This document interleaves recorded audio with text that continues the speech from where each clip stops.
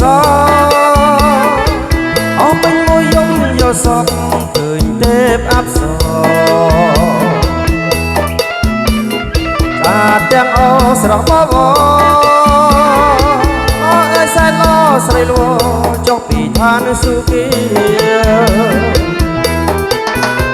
លោកខ្ញុំមិនភ័យនឹងស្រីទេនាំគ្នាមកចំបំពេតែខ្ញុំឬខុសគេគេលួចទៅខ្ញុំយល់សរវល់មួយយំយល់សពខំកិច្ចពីស្នេហ៍ខំមិនទំនេរថ្ងៃនេះខុសគេឲ្យខ្ញុំភ្លេចភ្លាំងស្មារតីលោកខ្ញុំមិនឲ្យនឹងស្រីទេនាំគ្នាមកសងស្នេហ៍ចំបំពេតែខ្ញុំរួយសានព្រួយខុសគេ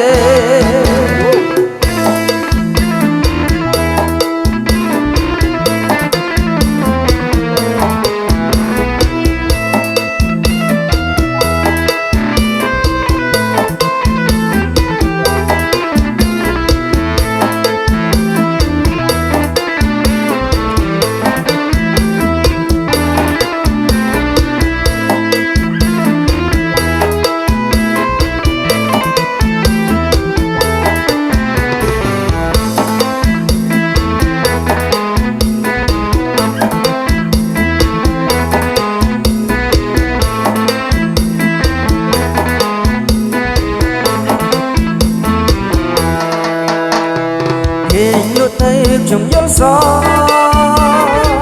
សុខយំយល់សខំគេ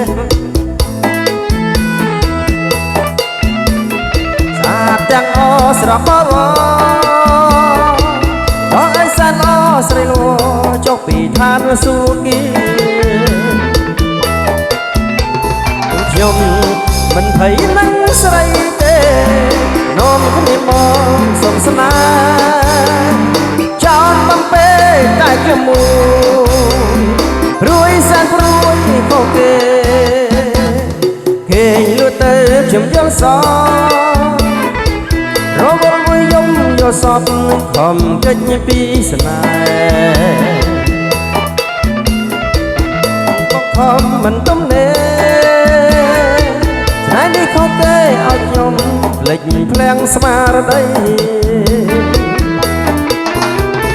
ខ្ញុំមិនភ័យនឹងស្រីទេនាំគ្នាមកសុំស្នេហ៍ចំបំពេតែខ្ញុំរួយសានព្រួយខុសគេ